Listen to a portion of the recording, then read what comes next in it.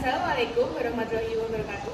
Perkenalkan, nama saya Sartika Dwi-Yuliani, NIM 22312227. Di sini saya sebagai mahasiswa semester 6 Prodi Pendidikan Pancasila dan Kewarganegaraan Fakultas Keguruan dan Ilmu Pendidikan Universitas Muhammadiyah Ponorogo. Di sini saya akan melakukan praktek pembelajaran mikro dengan materi persatuan dalam keberagaman, suku, agama, ras, dan antar golongan dalam kehidupan bermasyarakat untuk kelas 7 SMP atau MTS. Tujuan saya membuat video ini adalah untuk memenuhi tugas akhir pembelajaran mikro yang diampu oleh Ibu Akiro. Untuk melihat bagaimana keseruannya, yuk ikuti video berikut ini. Bismillahirrahmanirrahim. Assalamualaikum warahmatullahi wabarakatuh. Waalaikumsalam warahmatullahi wabarakatuh. Bagaimana kabarnya hari ini anak-anak? Alhamdulillah. Semua sehat? Sehat. Ada yang sakit? Ada. Harus semangat dong. Apakah hari ini semua sudah makan siang? Puasa. Oh iya, hari ini waktunya puasa sunnah ya. Iya. Oke, sebelum memulai pembelajaran, alangkah baiknya kita berdoa terlebih dahulu. Ketua kelas silahkan dipimpin. Sebelum kita memulai pelajaran kali ini, marilah kita berdoa dan kepercayaan masing-masing. Berdoa mulai. Telah selesai.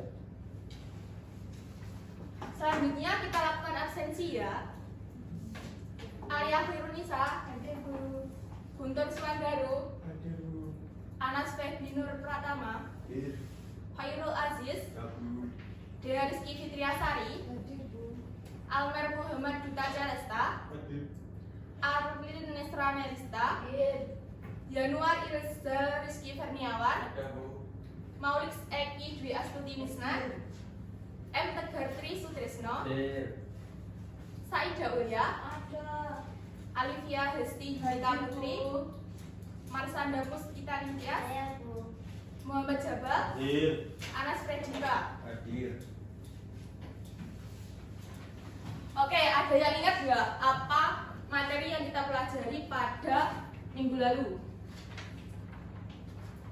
Ayo, ada yang ingat nggak? Bukan, salah. Ayo, apa? Makna persatuan dalam keberagaman. Nah, ada yang tahu nggak persatuan itu apa? Menjadi satu. Salah, ayo yang lainnya.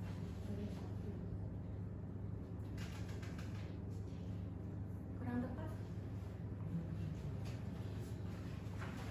Ayo apa? Persatuan adalah keadaan di mana individu atau sekelompok orang yang berbeda suku, ras, agama, dan budaya itu menyatu bersama untuk mencapai suatu tujuan yang ingin dicapai.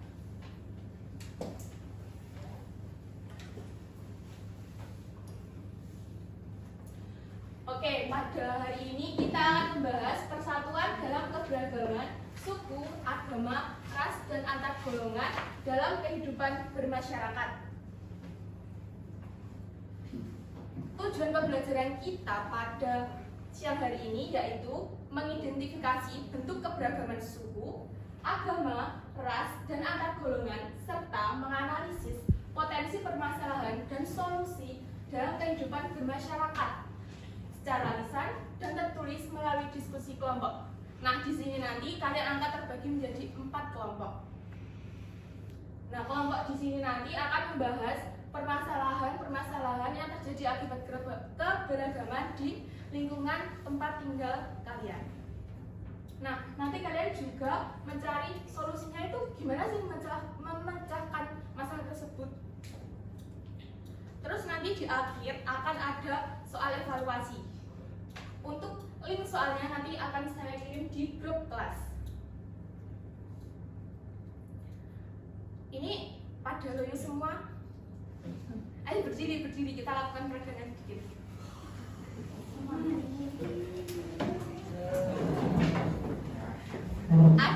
Ada yang tahu tepung bukan itu bukan tutup?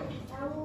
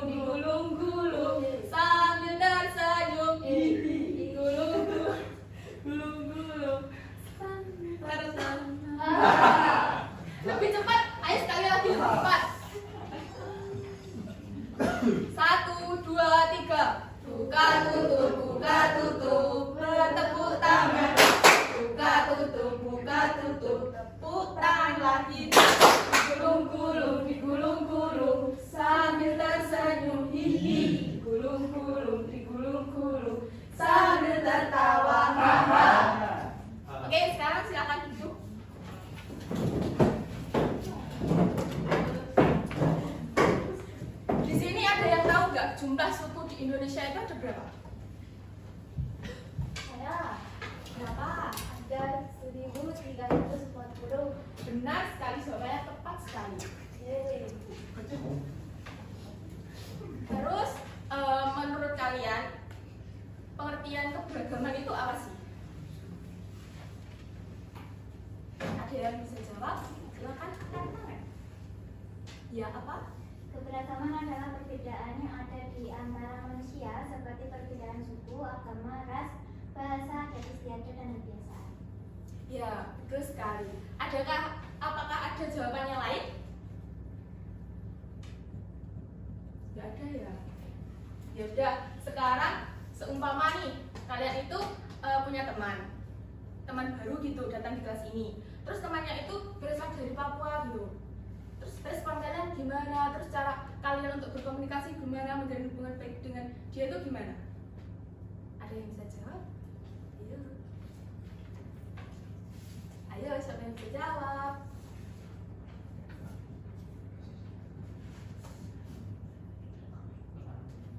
Saya Ya. kalau misal ada kawan dari suku lain terutama di Papua, yang saya lakukan adalah saya berkomunikasi dengan ramah kepada ia dan menghormatinya, karena ia juga bagian daripada saudara-saudara kita. Kemudian saya akan menjalin hubungan dengan baik seperti berteman dengan siapapun, tidak memfokuskan kepada beberapa ras tapi semuanya. Baik, betul sekali jawabannya. Oke, untuk selanjutnya silahkan simak video berikut.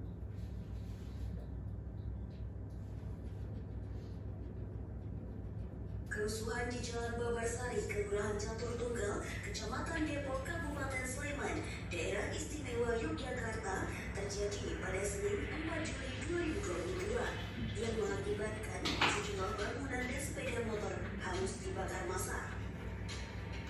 Wilayah ini mendapatkan julukan Babarsari Gotham City oleh warganet. Hal ini lantaran terinspirasi dari nama daerah di serial komik Batman yang memiliki tingkat kejahatan tinggi dan sarang para mafia. Lantas, mengapa kawasan Babarsari sering menjadi area konflik antar etnis? Menurut seorang dosen sosiologi Universitas Gadjah Mada, Muhammad Najib Askraf mengatakan, kehadiran komunitas-komunitas pendatang di kawasan Babarsari sudah ada sekitar 30 tahunan.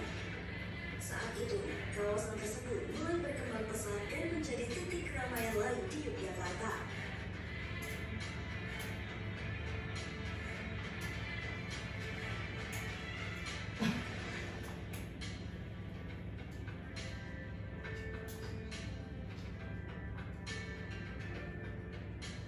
Namun, kondisi ini tidak diiringi dengan adanya ruang-ruang pertemuan antar etnis atau komunitas yang memadai. Sehingga ia berharap agar pemerintah membuat ruang-ruang sosial pertemuan antar etnis tersebut atau warga sekitar dan memberi rasa nyaman bagi siapapun. Di Babarsari, ruang pertemuan yang tersedia adalah ruang ekonomi dan kapitalis seperti kafe, mal, apartemen, dan tempat karaoke. Menurutnya, ruang pertemuan yang ada idealnya berupa alun-alun atau gelanggang remaja dan dapat diakses oleh siapapun tanpa harus membayar. Tidak adanya ruang perjumpaan yang ideal membuat para pemuda merasa hidup dalam komunitasnya masing-masing. Sehingga dampaknya identitas etnisitas pun semakin kental. Pada titik tertentu, hal tersebut sangat rawan terjadi pergesekan. Menurutnya, struktur dan kultur sosial yang ada di kawasan tersebut perlu ditransformasikan sehingga berubah menjadi lebih ramah terhadap perdamaian.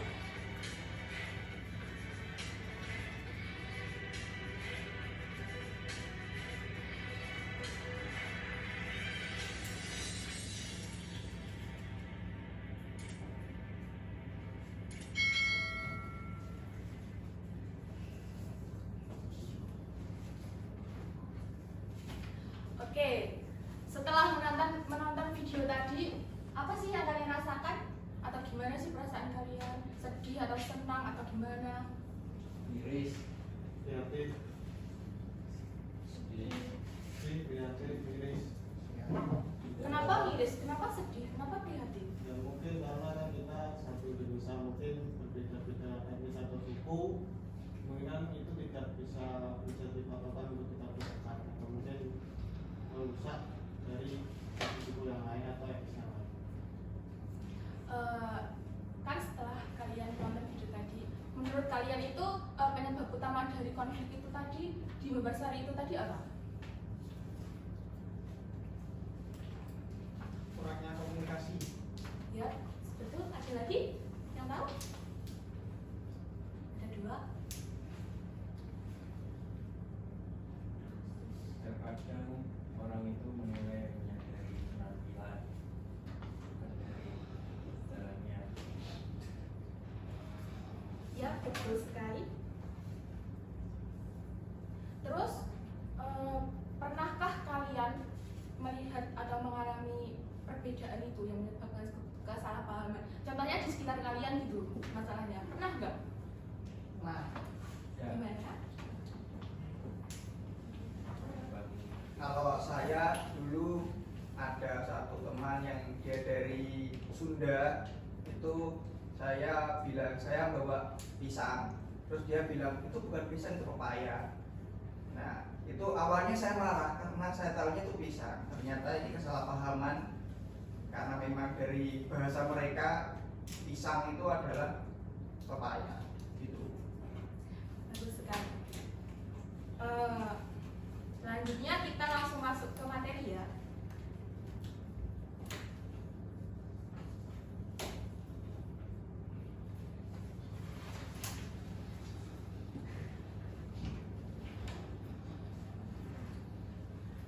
Apa sih itu keberagaman? Keberagaman adalah ciri khas bangsa sekaligus menjadi keunggulan bangsa Indonesia dari bangsa lain di dunia. Perbedaan dalam keberagaman bukanlah untuk dijadikan alasan perpecahan ataupun permusuhan. Perbedaan dalam keberagaman bangsa Indonesia berada dalam bingkai Bhinneka Tunggal Ika. Semboyan Bhinneka Tunggal Ika itu menjadi pedoman untuk membangun persatuan dan kesatuan bangsa Indonesia. Nah, maksudnya di sini yang keberagaman adalah ciri khas bangsa sekaligus menjadi keunggulan bangsa Indonesia dari bangsa lain itu di Indonesia itu di mata dunia itu terkenal akan kerununannya, persatuannya. Indonesia terdiri dari berbagai banyak budaya, terdiri dari suku. Tadi sukunya ada berapa? 1.280. Nah, bayangkan sebanyak itu dan kayak jarang gitu loh terjadi perpecahan akibat keberagaman. Di sini persatuan dalam keberagaman suku. Menurut sensus penduduk Badan Pusat Statistik pada 2010, di Indonesia hidup lebih dari 1.300 suku bangsa. Contoh suku bangsa di Indonesia antara lain ada suku Aceh, ada suku Batak, ada suku Melayu, ada suku Minang, Sunda, Baduy, Jawa, Dayak, Bugis, Minahasa, Bali, Timor, Maluku, Papua, dan masih banyak lagi suku lainnya. Ada 1.300-an. Suku bangsa juga bisa diidentifikasi dengan menggunakan kategori unsur wilayah, karya budaya, bentuk rumah adat, ataupun pakaian tradisional. Misalnya, rumah adat suku Baduy di Provinsi Banten yang terbuat dari bambu dan kayu dan ramah lingkungan. Di sini ada yang tahu nggak kalau suku Jawa itu rumahnya bentuknya gimana?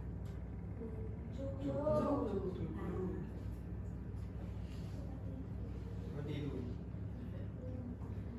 Selain itu juga terdapat suku Jawa yang sangat terkenal dengan budaya batik tulisnya yang memiliki tapi dia juga memiliki kekayaan budaya lainnya berupa yang pertama ada gamelan, ada wayang kulit, ada bangunan candi. Di sini ada nggak yang pernah main gamelan itu? Di mana waktu acara apa? Ikut ekstrakurikuler. Di TMI. Ya di TMI banyak banget contoh-contoh gambar yang bisa kita mainkan. Terus ada nggak yang pernah melihat pertunjukan wayang kulit? Pernah. Di mana pasti di setiap desa pernah. Iya. Ada. Bisa. Terus ada nggak yang pernah berkunjung ke candi gitu, Candi Borobudur, Prambanan? Nah, Pasti waktu study SD atau SMP. Iya. Terus yang ketiga, persatuan dalam keberagaman agama. Menurut Kamus Besar Bahasa Indonesia atau KBBI, agama adalah ajaran atau sistem yang mengatur tata keimanan atau kepercayaan dan keperibadatan kepada Tuhan Yang Maha Kuasa serta tata kaidah yang berhubungan dengan pergaulan manusia dan manusia serta lingkungannya. Anggapan agama meliputi keyakinan tentang asal-usul dan tujuan kehidupan, moralitas, praktik atau ritual ibadah, dan konsep tentang dunia dan akhirat. Di Indonesia, setiap orang itu berhak memeluk agama sesuai dengan agama resmi yang diakui oleh negara, menjalankan perintah-perintah dan ajaran dalam agamanya, termasuk menjalankan hari raya itu di agama Islam. Ada yang tahu nggak di Indonesia itu agama resmi yang diakui ada berapa? Apa aja? Islam, Kristen, Katolik, Hindu, Buddha, Konghucu. Tepat sekali. Terus yang keempat di sini ada persatuan dalam keberagaman ras. Ras adalah pengidentifikasian manusia berdasarkan ciri fisik dikaitkan dengan tempat dia berasal sebagai negara yang terbuka terhadap masuknya bangsa asing. Maka keberagaman ras di Indonesia menjadi hal yang wajar. Kehadiran pendatang dari berbagai wilayah di dunia yang juga berasal dari ras yang ada kemudian menetap di Indonesia, sehingga menyebabkan terjadinya keanekaragaman ras di Indonesia. Ciri fisik yang dapat dilihat itu dari warna kulit, warna mata, bentuk rambut, dan lain-lainnya. Sekarang saya mau tanya, apakah ada yang tahu perbedaan suku ras Melayu sama ras Tionghoa?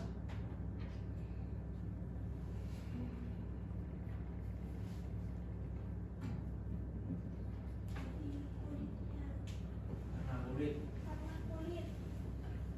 Kalau Melayu gimana? Warna kulitnya? Lebih ke sawo matang. Blaus. Putih asal. Kalau Tionghoa? Putih. Dan kalau lainnya kan ada banyak perbedaan. Bahasa. Ya. Mata. Rambut. Ya. Bahasa. Kan udah disampaikan tadi. Badan. Badan. Oke, selanjutnya ini ras-ras yang terdapat di Indonesia. Yang pertama ada ras Malayan Mongoloid menempati wilayah Sumatera, Jawa, Bali, Nusa Tenggara Barat, Kalimantan, dan Sulawesi. Di sini ada nggak yang termasuk ras Malayan Mongoloid? Ya. Mas Tegar. Oh iya. Dari mana Mas? Asalnya. Dari Sumatera. Terus yang kedua ada Melanesoid menempati wilayah Papua, Maluku, dan Nusa Tenggara Timur. Ini ada yang tahu nggak ciri khasnya ras Melanesoid? Hitam besar. Eksotis kulitnya. Terus yang ketiga ada ras Asiatic Mongoloid, biasanya berasal dari Tionghoa, Jepang, dan Korea. Ini yang berkulit putih-putih berwarna sipit.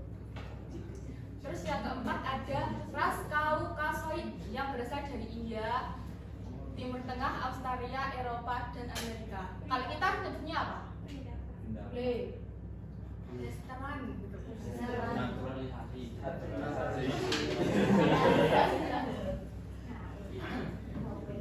Kalau lebih familiarnya itu gitu tadi, restoran gitu.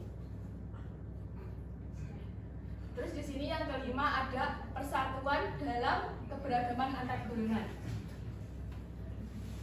Masyarakat Indonesia adalah masyarakat multikultural atau negara yang penduduknya memiliki ragam budaya. Terdapat banyak kelompok di dalam masyarakat Indonesia. Kelompok-kelompok dalam masyarakat itu ada yang membentuk golongan atau dianggap sebagai satu golongan. Perbedaan golongan dapat pula ditinjau berdasarkan hierarki dan setara. Golongan hierarki adalah golongan yang terbentuk secara vertikal atau ada kelompok yang berada di posisi atas dan ada yang di posisi bawah. Contohnya itu Kak, yang miskin dan yang kaya gitu. Kesenjangan sosial. Itu bapak, ayah, papi, ayah. Iya. Kesenjangan ekonomi. Selanjutnya kita masuk ke sesi diskusi kelompok. Di sini kalian akan ibu bagi menjadi 4 kelompok. Yang terdiri dari 4 orang, ada juga yang 3 orang. Nah, di sini nanti kalian akan mengerjakan LKPD yang sudah ibu kasih. Nanti waktunya ada 15 menit dan dipresentasikan di depan. Itu ya.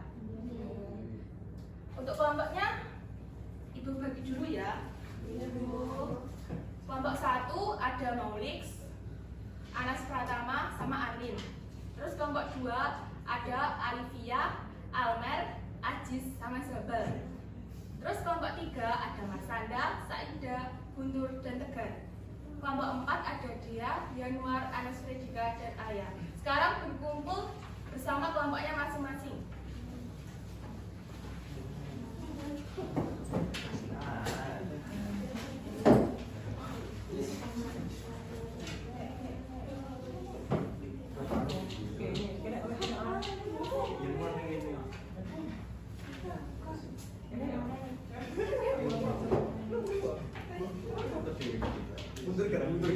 Mundur kan.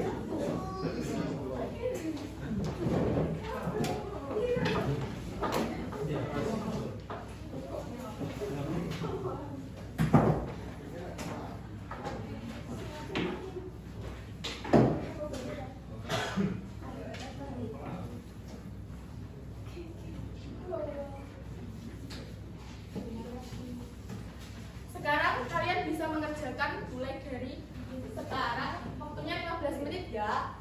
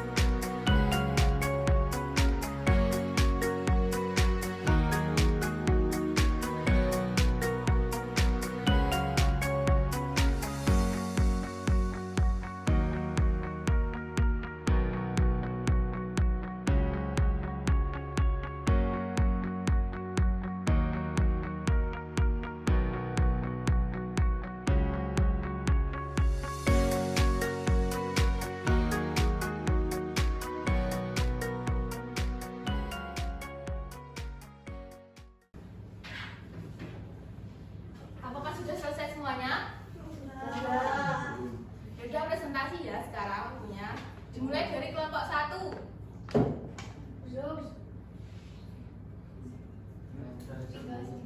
Ya udah kalau gitu kelompok 2. Belum. Kelompok 3. Kelompok 3 kelompoknya Marsanda. Kelompok 2 atau kelompok 3 dulu? Kelompok 3 aja, Bu. Sweet aja Bu, sweet. Sweet.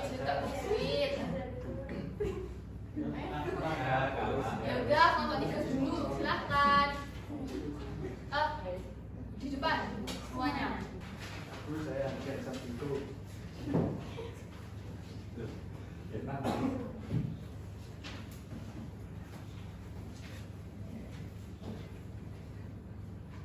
Assalamualaikum warahmatullahi wabarakatuh. Waalaikumsalam warahmatullahi wabarakatuh. Di sini kami dari kelompok 1 akan mempresentasikan isi kelompok kami. Untuk pertanyaan nomor 1, apa saja bentuk keberagaman yang kau temui di lingkungan masyarakat atau sekolahmu? Keberagaman di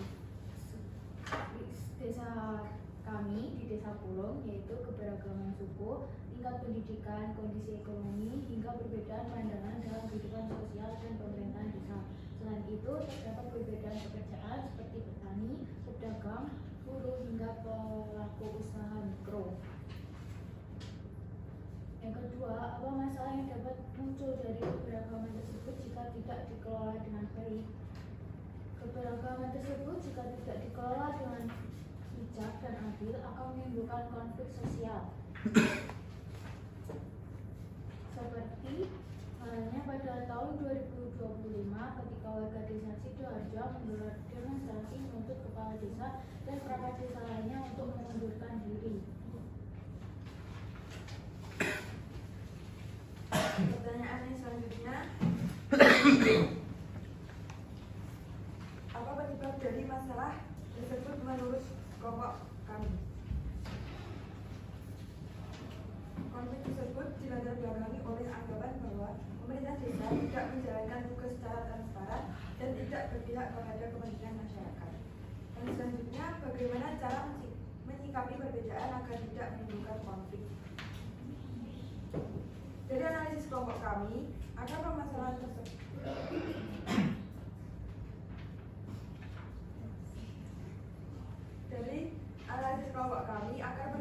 tersebut kurangnya komunikasi efektif antara pemerintah desa dengan masyarakat, maka perlu membangun komunikasi dua arah yang terbuka. Dan pertanyaan yang terakhir, apa sikap yang dapat kamu terapkan untuk menjaga persatuan dalam keberagaman? Seperti saling menghormati, menghindari prasangka buruk, dan menjunjung tinggi nilai gotong royong dan musyawarah.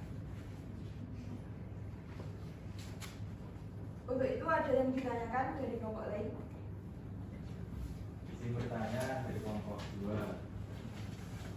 Bagaimana cara pemerintah desa bisa lebih efektif dalam mengajak warga untuk musyawarah, terutama kalau ada warga yang kurang aktif dalam diskusi? Sekian, terima kasih.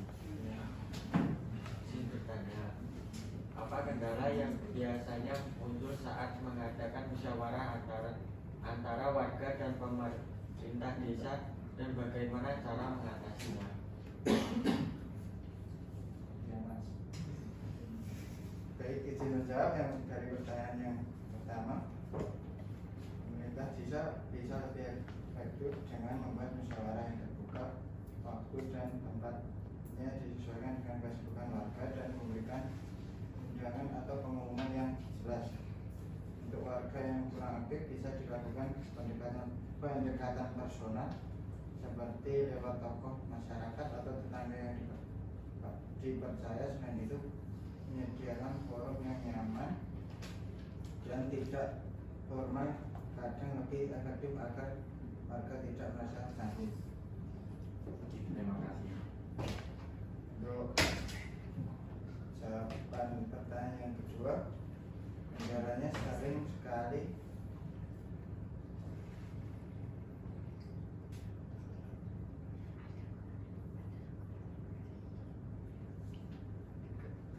sering sekali adalah kurangnya kepercayaan warga terhadap pemerintah desa, atau warga merasa pendapat mereka tidak didengar, kadang juga karena adanya perbedaan kepentingan antar warga. Cara mengatasinya yaitu dengan membangun komunikasi dua arah yang terbuka, mencatat semua apresiasi warga secara adil, dan menjelaskan kebijakan dan transparan, jadi semua merasa dihargai. Oke, berikan emas untuk kelompok 1. Sekarang kelompok 2. Dan presentasi dari kelompok 1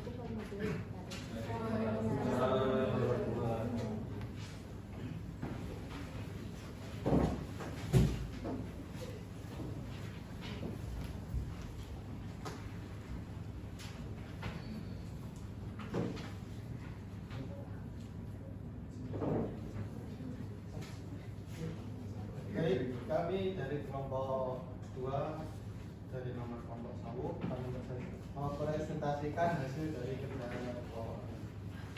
Untuk soal yang pertama, apa saja bentuk pemrograman yang kamu temui di lingkungan masyarakat atau sekolah? Kalau untuk di Kecamatan Sawo, terdapat salah satu keberagaman sosial dan budaya. Keberagaman tersebut terlihat dari berbagai tradisi lokal yang masih dilestarikan. Salah satunya adalah reok seni pertunjukan reok opiok. Yang nomor 2, apa masalah yang dapat muncul dari keberagaman tersebut? Yang nomor 2, jawabannya adalah pada tahun 2025 muncul masalah nyata terkait dengan keberagaman budaya tersebut, yaitu kasusnya terutama pelecehan terhadap penari jagel dalam seni pertunjukan reok opiok di Desa Tubur.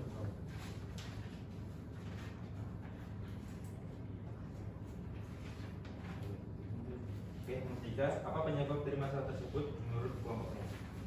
Jawabannya, menurut analisis kami, akar permasalahan kasus ini adalah kurangnya edukasi dan kesadaran masyarakat mengenai pentingnya menghormati keberagaman budaya. Oleh karena itu dibutuhkan upaya serius dari pemerintah desa dan masyarakat untuk membangun dan menciptakan lingkungan yang menghargai keberagaman. Nomor 4, bagaimana cara menyikapi perbedaan agar tidak menimbulkan konflik? Jawabannya, pemerintah desa dan tokoh masyarakat mengadakan edukasi, nilai-nilai toleransi serta mempererat solidaritas dan memperkuat rasa saling menghormati antar warga.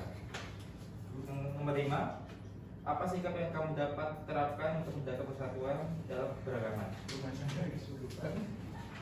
Jawabannya, saling menghormati perbedaan, menghindari prasangka buruk serta menegakkan gotong royong dan musyawarah. Mungkin sekian dari kelompok kami. Ada yang ingin ditanyakan? Silakan bagi yang ingin bertanya. Ya, kelompok 4 3A, kelompok 3. Bagaimana cara kalian mengedukasi masyarakat supaya lebih menghargai peran perempuan dalam tradisi reok? Kita tahu dahulu. Untuk selanjutnya ada yang ingin bertanya lagi dari kelompok 1 atau kelompok 4. kelompok 4? Siap, kelompok 4. Siap, kelompok 4. Silakan bertanya.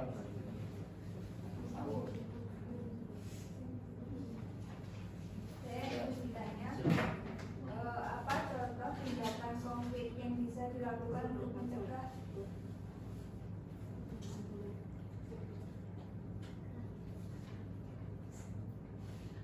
Saya ulangi, apa contoh tindakan konkret yang bisa dilakukan untuk mencegah pelecehan?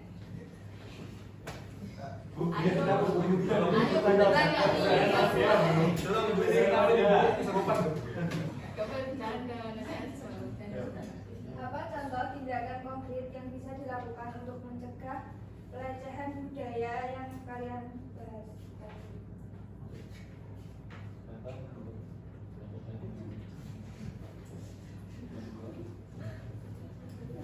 Menjawab dari pertanyaan pertama, yaitu bagaimana cara kalian mengedukasi masyarakat supaya lebih menghargai peran perempuan dalam tradisi reok.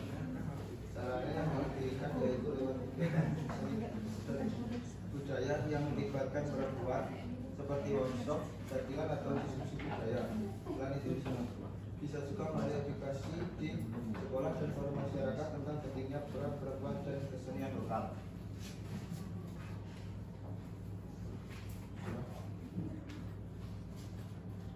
Izin menjawab dari kelompok 4. Pertanyaannya tadi, apa contoh tindakan konkret yang bisa dilakukan untuk mencegah pelecehan budaya yang kalian bahas? Menurut kita, tindakan konkret yang bisa dilakukan antara lain adalah membuat peraturan bersama tentang etika saat pertunjukan, menempatkan panitia atau pengawas acara, dan memberikan edukasi ke penonton tentang sikap saling menghormati. Mungkin itu yang bisa saya jawab. Apakah sudah terjawab semua? Ya. Oke, berikan aplaus untuk kelompok 2. Kelompok kami sekian. Terima kasih. Assalamualaikum warahmatullahi wabarakatuh. Waalaikumsalam warahmatullahi wabarakatuh.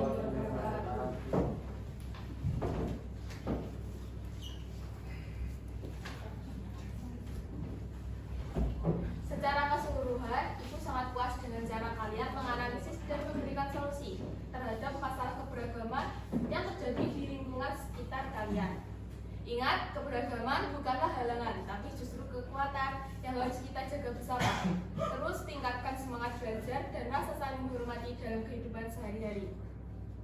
Oke, untuk selanjutnya Ibu akan mengirim soal evaluasi di grup kelas. Kalian Ibu berikan waktu 2 menit. Oke? Silahkan.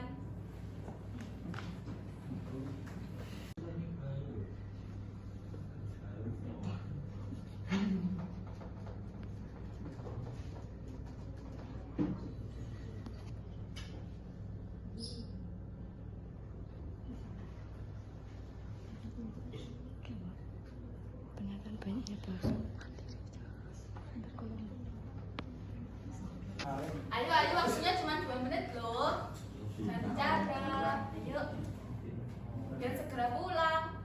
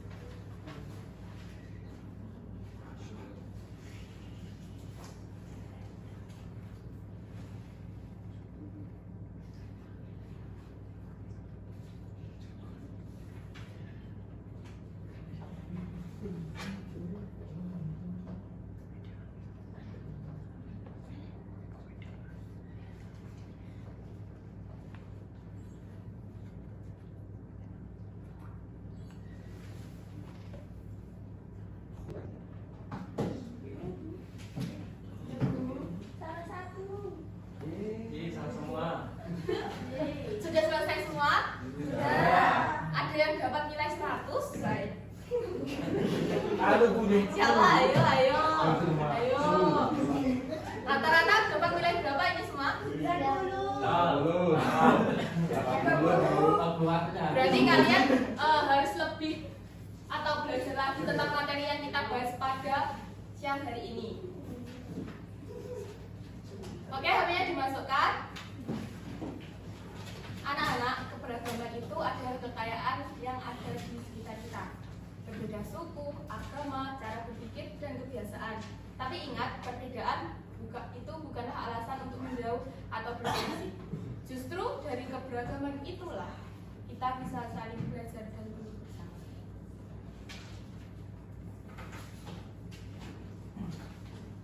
Selanjutnya, mari kita baca-baca kata motivasi.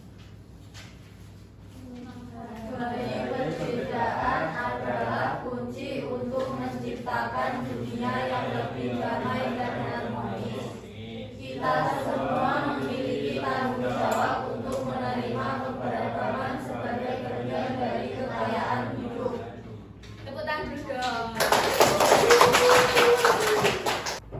Itu tadi pembelajaran dari Ibu. Untuk materi minggu yang akan datang kita akan mempelajari faktor-faktor penyebab perubahan sosial dan keberagaman. Jangan lupa dipelajari di rumah ya. Ya, Bu.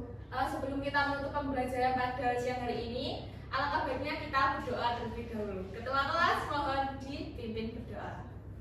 Untuk mengakhiri pembelajaran hari ini, mari kita berdoa terlebih dahulu. Berdoa dimulai. Selesai. Itu tadi pembelajaran kita pada siang hari ini. Bila Ibu ada salah kata, Ibu mohon maaf. Sampai jumpa di pertemuan selanjutnya. Wabillahi taufiq wal hidayah. Wassalamualaikum warahmatullahi wabarakatuh.